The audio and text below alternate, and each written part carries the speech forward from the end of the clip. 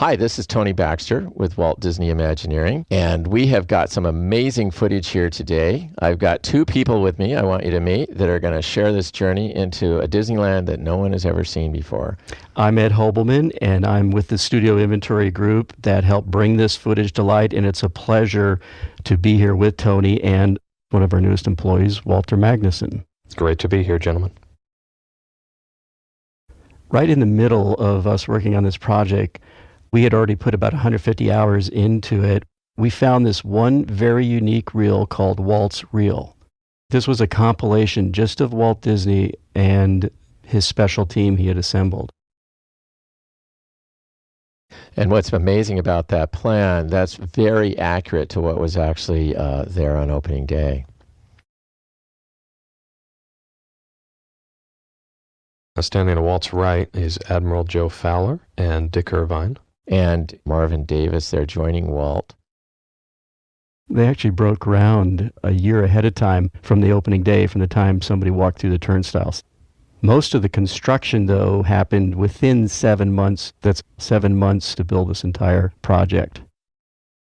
Roy Disney. There's a rare glimpse of Walt's brother, Roy. He was very, very camera shy. And smiling. Yeah. He must have known it was going to work out in the end. Now, this footage everybody has seen on various promotional pieces that the studio did, but what you're about to see in this rare footage we have for you coming up is truly amazing. What you're going to be seeing today is examples of several areas of Disneyland being built through the lens of a time-lapse camera. Oh, this is amazing. This shows how eager Walt was to get into the action and see just about every possible angle on what was going on. And I think he had kind of a photographic mind that he was able to keep the view of whether it was a motion picture or the park in his head in all the different views anyone would see. Who would have ever thought of building these massive towers to shoot footage? Those were the towers erected to put the stop-motion photography on to record the building. Walt had tremendous experience in doing the nature films, recording the blooming of blossoms and the changing of seasons. So it was kind of a natural outgrowth of the magic that he knew existed in that time-lapse camera, that he was able to take it down to Disneyland and take something that if you watched it in real time would have been rather pedestrian, but to see these things grow is truly an amazing sight.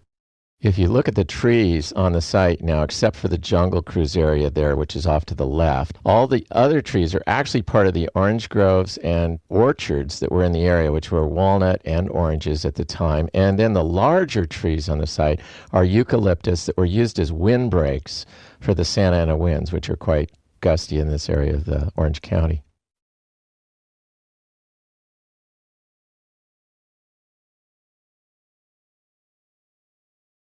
We're looking down now, I believe, towards the parking lot, which is now California Adventure, from the hub.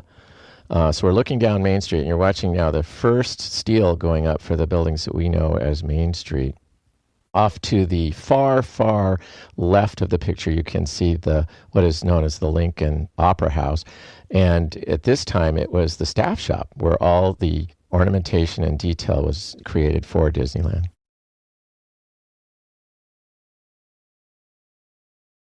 This is a shot of City Hall going up, so as you enter the park, look to your left. That is the first building that you'll see. City Hall and the firehouse with Walt's apartment. And the Jungle Cruise foliage had to go in well in advance of everything because they needed to get a growth season in the spring on all that foliage, so that was literally done a good 6 months out compared to everything else in the park. And for example, this construction that's going on right now would have been done just 4 months prior to the opening. And you can see in what raw state it's still in. It's really being, for me, interesting to see how quickly things were done in those days, that you went from breaking ground to opening in 1 year. Today, it would take us that long to do the drawings. And so it's extended out with all the rules and regulations that, are in modern construction.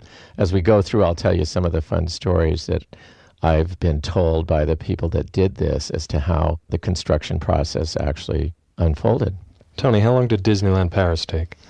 Well, we opened that park in '92, and it actually began to be designed in about 88, 87. So it's 5 years. Wow. Yeah.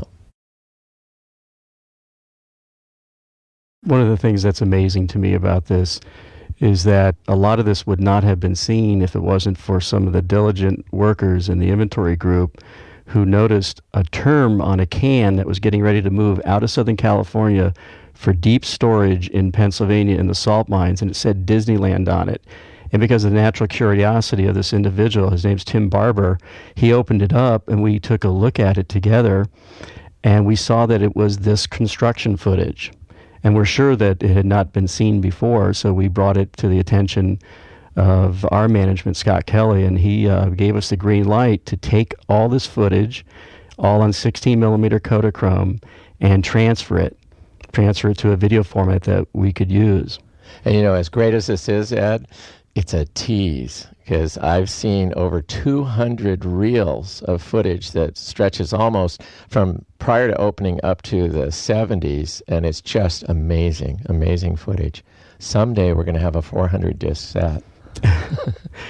That would be for our grandkids to enjoy. Actually, if you stretch this footage around the world, I think it wraps 3 times.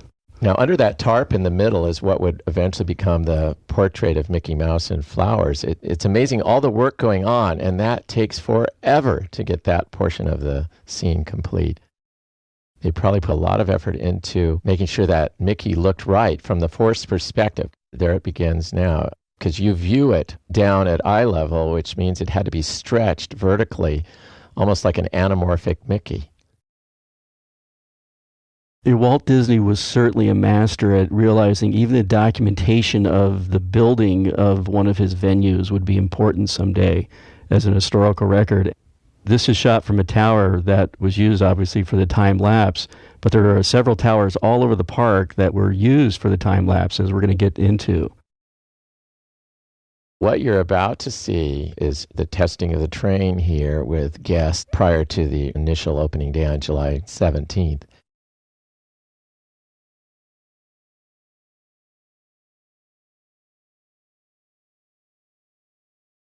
In the background, check out the smokestacks from the Mark Twain going by in time-lapse. That would be behind the facade. Mm-hmm. And Tony, what would be on the other side of that facade of Main Street? In the rear would be the back of Adventureland. It would be the storage area for our little boats that take you out on the excursion. And down here in the front right side is the corner of the Lincoln Building, which at this point in time was going gangbusters as the mill. It was the first building completed on the site, and all the mill work that you see on the facades over there was created in that and put together in that building and then moved out and incorporated into the detail. And what would the pile of dirt that we see right behind the train station, which becomes our city square, where do you think that's from? I think they were going to use that to pile up against the concrete holding up the train station to create the planters that you walk up the stairway through. And so while they're forming all the cement work that you see now in the foreground, once that hardened, then they could take that dirt and pile it back into the different planters that kind of create the beauty of it as you walk up into the building. Now, the work going on with the interior there is the second floor, which is the PBX offices now for Disneyland, where when you call a Disneyland operator, she'll be sitting over here on the right side on the second floor looking down over Town Square, and it still operates that way to this day.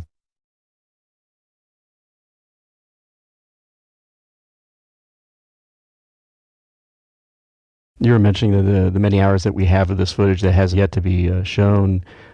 We figure that we've recorded around 200 hours.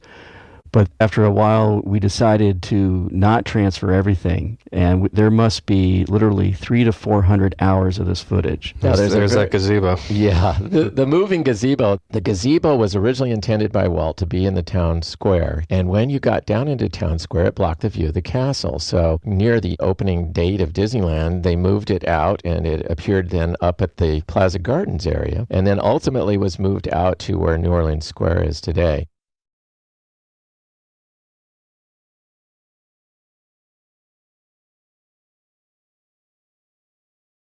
Now, The town hall here, City Hall, is rumored to be based on a building in Colorado.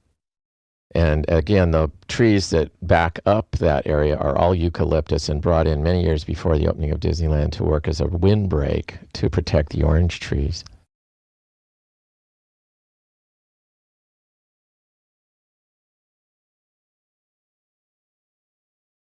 Now, Tony, City Hall is more to scale than the other buildings on Main Street, correct? It is, because the upper floor was used as the operational offices leading up to Disneyland's opening, and then for many years that was where all the publicity and handling of the press and everything was done from that upper floor. So those are functional offices.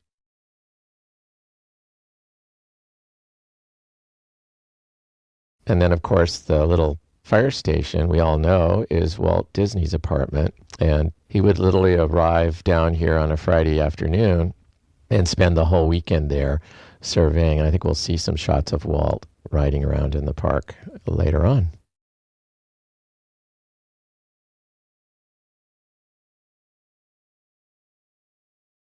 According to our timeline, we're about 3 months out in a few days from the opening.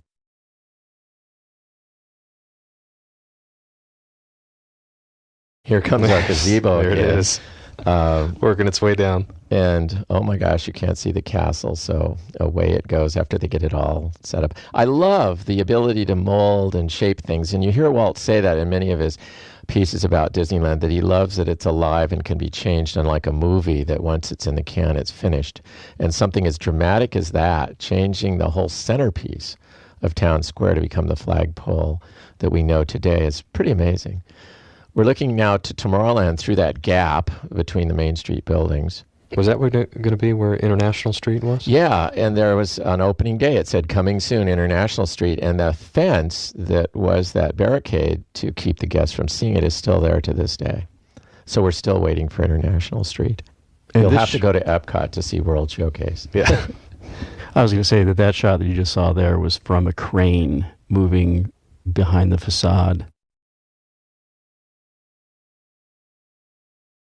Now, there's the beginning of that red concrete. Lately, we've been replacing it with cobblestone pavers, which gives it a more authentic look. But everything at Disneyland, to get it all in for the price of $17 million on opening day, was pretty amazing, and they had to be very resourceful. You notice there's no handrails around those planters. They didn't know what the guests were going to... When you get 25,000 people in the park, they start walking on the grass. There's the shortcuts they would take, yeah.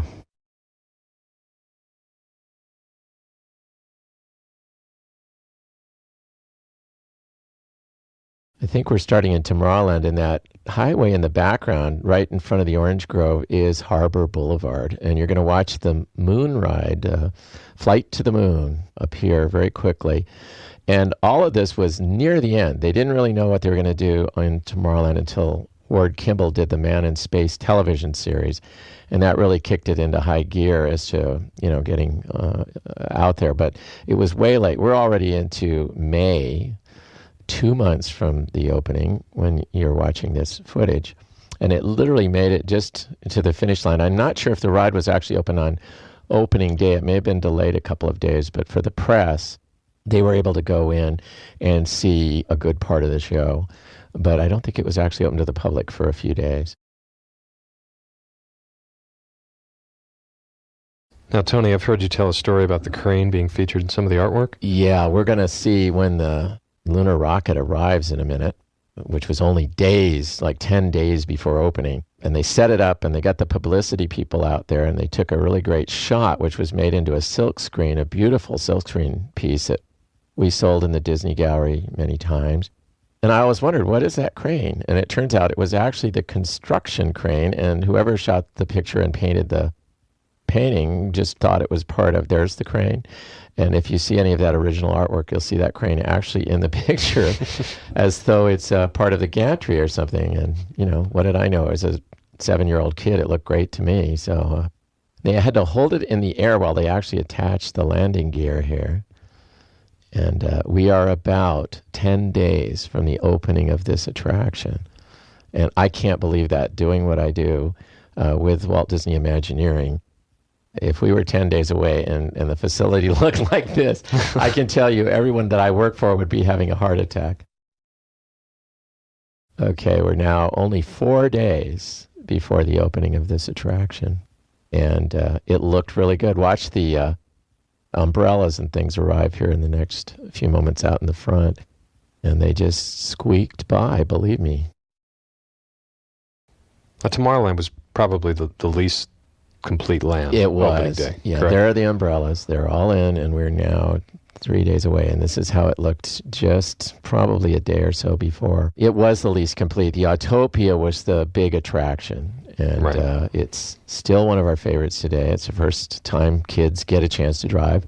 Wait a minute, where are the guide rails for the cars? There aren't any. You could literally pass. You could take and go around the car if they were going slow.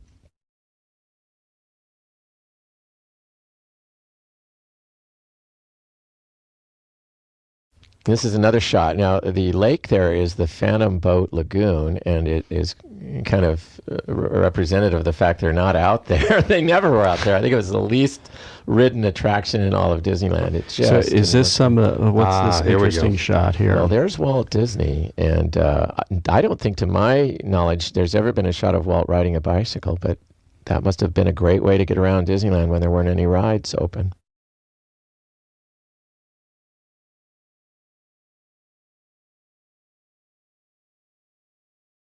Now we're in Fantasyland, and straight in the center of this shot is the castle where that guy is digging. He's starting to dig out the castle, and you're going to watch that come up. Now, that is a Snow White building, and what is now Pinocchio, and over here is Peter Pan, and beyond that, Mr. Toad. Alice was not part of the opening day. So now we're watching the foundation between those two buildings going up. You're going to watch the castle come out of the ground, and we'll go all the way through to the testing of the drawbridge, and it's quite a remarkable bit of footage. Fiberglass was a material that came into being in the mid-50s, so it was still a miracle. So you don't see as much of it at this point in time. It was something that they used for the white crenellations, the corbels there on those turrets. The white portions are fiberglass. The rest is traditional lath plaster and carved stonework. Those actually look like church windows behind the turrets. Yes, there's a chapel there. And the other interesting thing is it was so derivative of the movie Sleeping Beauty that the castle is sort of heralding yet 4 years away. So it was Sleeping Beauty's castle. They knew they were going to do this movie, but it was 4 years away. But I think the strength of the Disney brand and their conviction that they were going to get it right, they were willing to go out on a limb and build something that was going to honor a movie that was yet four years away. The whole Gothic look of that chapel is so much a part of what Ivan Durrell put into the motion picture. And in fact, Ivan was hired by Walt to come down and do the show that was inside this castle, which is more or less a preview of the movie. It was open, I think, in 1957, 2 years after the park opened. And for 2 years, it operated, giving guests a really neat preview of what the movie was going to be like. Now, is that a different experience than we have now, where you walk up the stairs and you go through each view?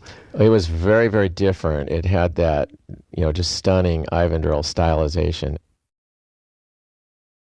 Now, there goes the drawbridge. You see the drawbridge there. Now, when was the last time that drawbridge came down? Well, when we rebuilt Fantasyland in '83, we decided, let's see if it still works, and doggone it, it did. And Yeah. So that's a pretty long span between the two openings.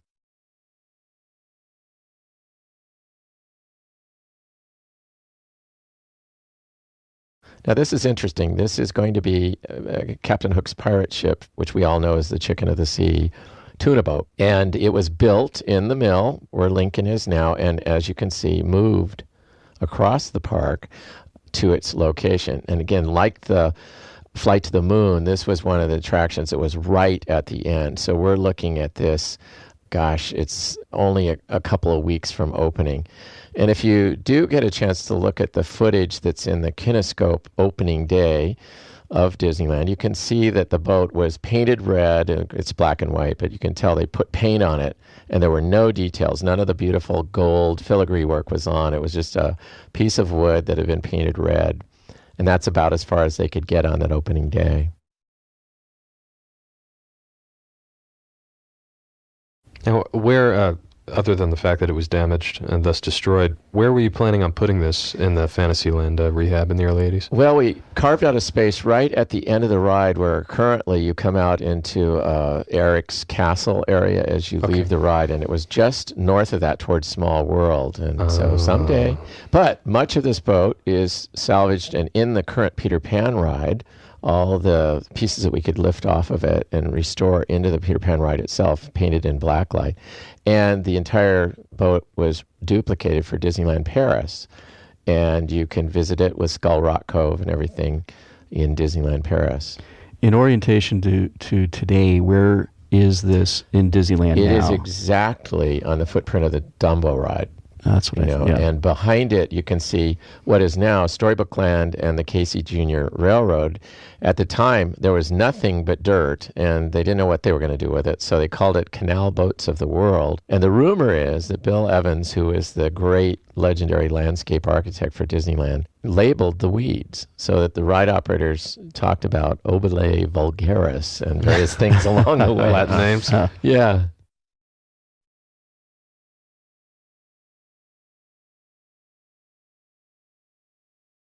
Those wooden trestles are now all beautiful rockwork and so forth. This is the start of the carousel. Now, the carousel was moved back to where, in this early Disneyland, the teacup ride is, and that gave us much more space in front of Snow White and Peter Pan, and those facades were built further out to give us a longer ride. So both Snow White and Peter Pan today are longer rides than they were in the versions that were created back here in 1955. Now, this is an interesting view of the castle. It almost looks like the front. Yes. Although from Town Square. You see those three arches? That is a lift from the Neuschwanstein castle in southern Germany, and that was the original front of the Disneyland castle. And they were taking the model apart to vacuum it one day, and Walt came by, and they quickly put that top back on, and they put it on backwards. And that is the view that everyone sees today, because when Walt looked at it, he said, I kind of like it that way better than the way it was originally. So the Neuschwanstein vista of our castle is actually the back now rather than the front.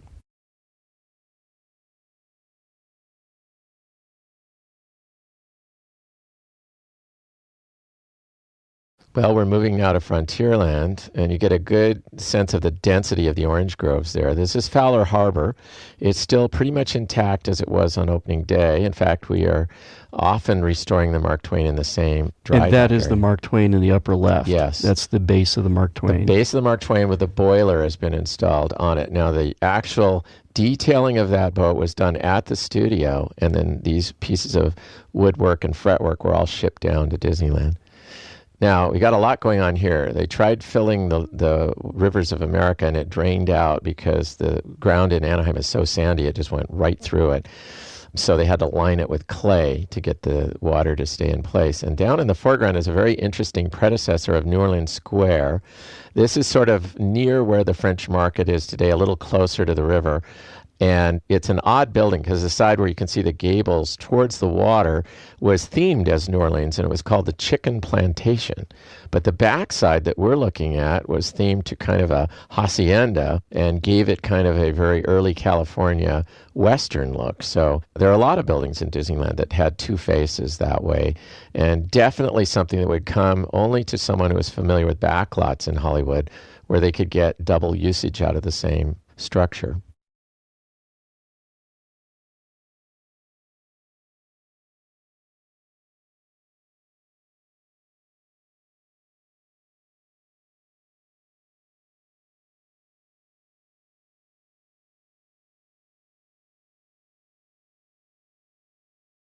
This is an odd view. It's looking into Frontierland proper, and off to the far right is just the edge of the Jungle Cruise, and off the edge of the screen on the left side is the Rivers of America. And in the center, we're watching the Golden Horseshoe come up. Down in the foreground is a bridge that in the early days connected the water of Adventureland over to the Rivers of America. And in the middle now, you'll see the Golden Horseshoe footprint just starting to take place in the dead center of this. Up at the top is the castle, in work in the background. Now, that's the first start of the Golden Horseshoe. Those steel beams are in the main auditorium portion of the building. Speaking of that bridge between the two bodies of water, you can see that in Disneyland USA, the restoration in the disc set. It's a great aerial view showing the connection. Walt was a genius with making things appealing for kids, and to get to Tom Sawyer Island, you had to go underneath that bridge in the kind of place that a kid would go down in and build a raft to sail away, where he was hidden in secret. There's, in the back, you can see the front face of the chicken plantation. Familiar Disney icon here, Davy Crockett and his sidekick Russell, and they were often brought down to kind of help promote Disneyland for the television shows, but this footage I don't believe has ever been seen on any of the things that were released to... Well, we're actually getting so close to opening day, I think they brought them down for an extra pair of hands. Yeah. Probably. We're going to see a little log work actually go on here with the guys pitching in. Yeah.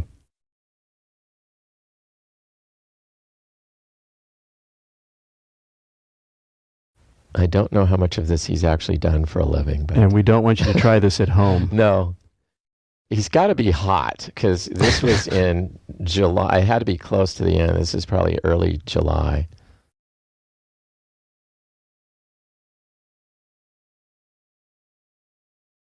Kind of a jump cut there to where we were testing the boats. They brought in different, groups from the studio and whatnot to try things out. Walt's anniversary was held on the Mark Twain and in the Golden Horseshoe a few weeks before opening.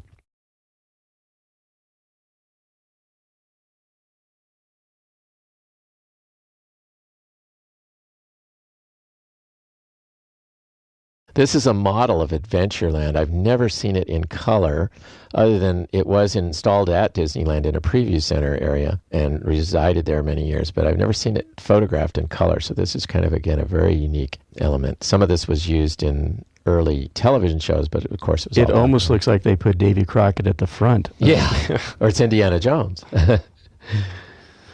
And this is about where today you'll find the piranhas, just after Schweitzer Falls. Now, there again is that stand of eucalyptus, which is there to this day and provides a great blockage so you don't get the very radically different quality of Main Street from the jungle. It's beautifully obscured by that row of trees. I'm going to point out a couple of trees in here. The two large palms stood at the front of Ron Dominguez's house, which was on the property and was sold to Walt. And they were beautiful, full-size specimens of palms. And we, to this day, call that the Dominguez palm. And when you're getting your next Fast Pass for the Indiana Jones ride, take a look at what's right to your right, and you'll see that palm that's in the picture right now. And Ron Dominguez was the owner of the property? He was the son. And he went on to become a ride operator at Disneyland and actually became the head of running Disneyland for many, many years.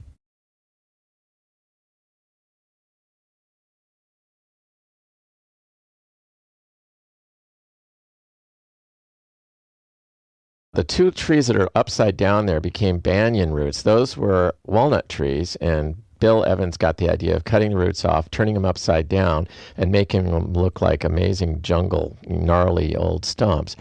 And I thought it was beautiful because, again, they were trying to get the most value out of everything they could, and those were left over from the orange groves. We're looking out towards the hub. This facility here was the Adventureland Veranda, which eventually became the Tiki Room. Now, Harper Goff, who was the art director on the Jungle Cruise and also did 20,000 Leagues Under the Sea and the Vikings and Willy Wonka and the Chocolate Factory, told me a wonderful story that is very different from how we would design the layout for this jungle ride. He took a stick and with the bulldoze operator, he drew what would be the left side of the water and then went about 10 feet over and drew what was the right side of the water. And then he said, all right, take all the dirt in between these two lines and pile it up and make the banks on either side of this. And that was how they carved out this ride. So they didn't have to haul the dirt away. They didn't have to do any drawings or anything. They just, did it right there with two guys working in the field. It's amazing. Amazing how beautiful the track layout is.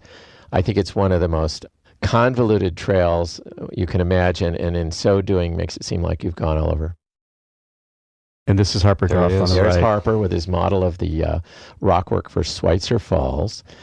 And I think having the backlot art direction, they knew how to do this, applying the metal lath on a paper base and then shooting it with what's called gunite, like you'd do a swimming pool. And then another layer of cement after that's dried is put on, and that is actually carved to get the beautiful textures. And we still do this pretty much basically the same today. And the finish is so permanent that the Matterhorn and many of the structures like Schweitzer Falls are still there 50-some years later. Now, this is from our piranha pool, looking back at Schweitzer Falls and back into the native encampment.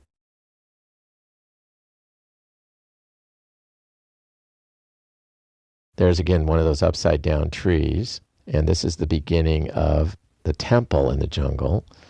And I think you're going to see some guys doing the incredible work of aging this all down. Again, a studio technology that you wouldn't have found in the labor market.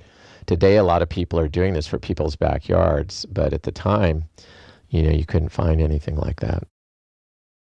Were Now- most of these technicians, laborers, were they from the studio? No, but I think they were, the foremen and so forth were brought down from the studio to train the crews. And then in the case of the painting, I believe that was all studio labor and artisans. Now, this machine is actually bending the track. You can see the guys sliding it as it makes that curve. And there would be a limit to the tightness of the radius that boat could do. So they had to be completely accurate on that so that the tail end of the boat didn't slam into the banks of this amazingly carved out river that was two sticks drawing lines in the dirt.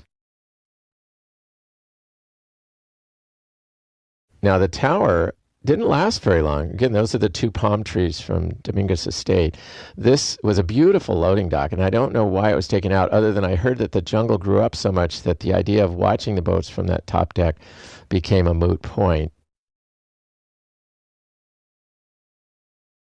We're at the studio here, and these creatures are being done, again, by the studio technicians who would have brought to life the giant squid the year before in the movie 20,000 Leagues Under the Sea. So this is, again, leveraging the talents that were working in the industry at that time.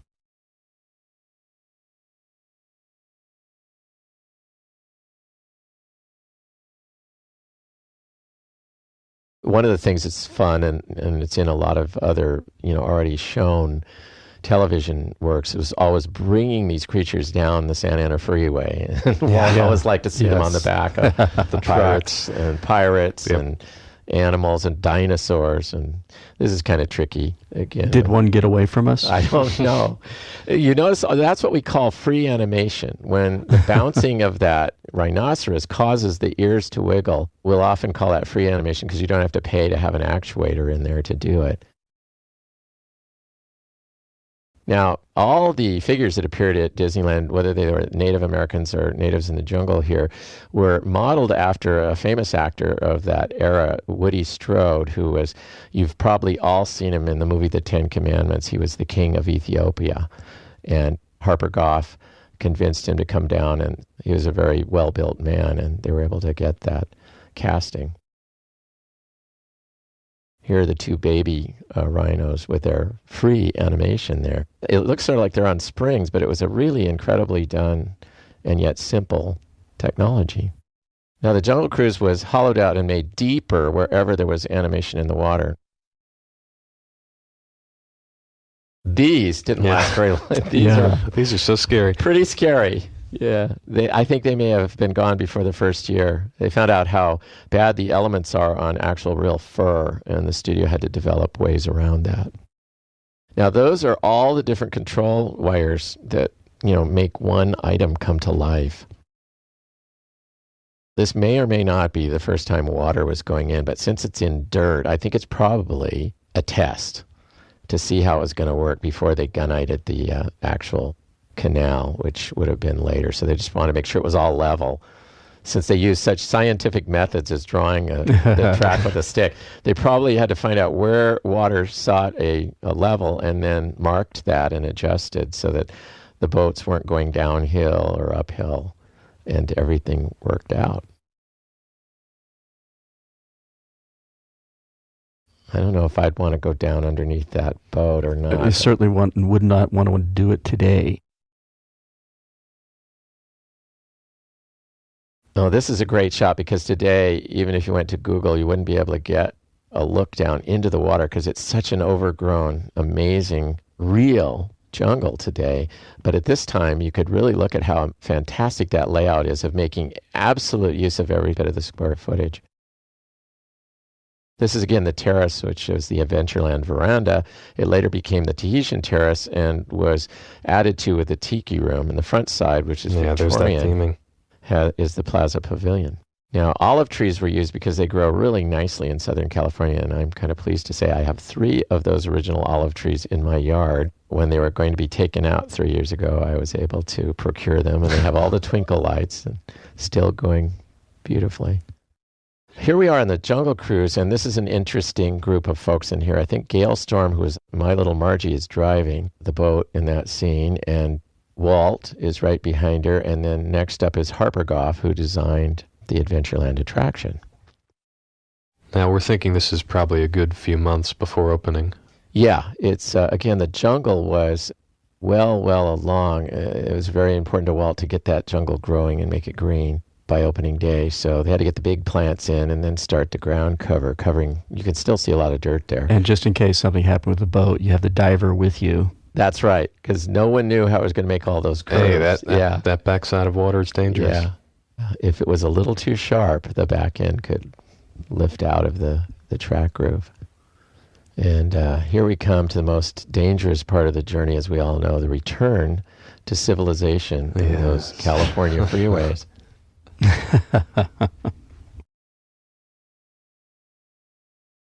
As the boat comes in, I think Walt takes the wheel away from Gail Storm and pilots us into the home stretch here, which is kind of neat, a great shot. There are those upside-down walnut trunks, and they put sphagnum moss with bromeliads in the top to make them look exotic, but they are from the original orchard. Again, looking at this footage, I'm amazed, especially of the Walt footage, of the attention to detail that he would bring, his creativity, his innovation, down into the ride construction and the supervision itself. To me, when you realize that nothing like this has been done before, it's absolutely something that could have only come out of the industry of Hollywood, and taking that to another step. And this has just been such a great opportunity to go back through the pages of time and look at something that was truly a transformation in America.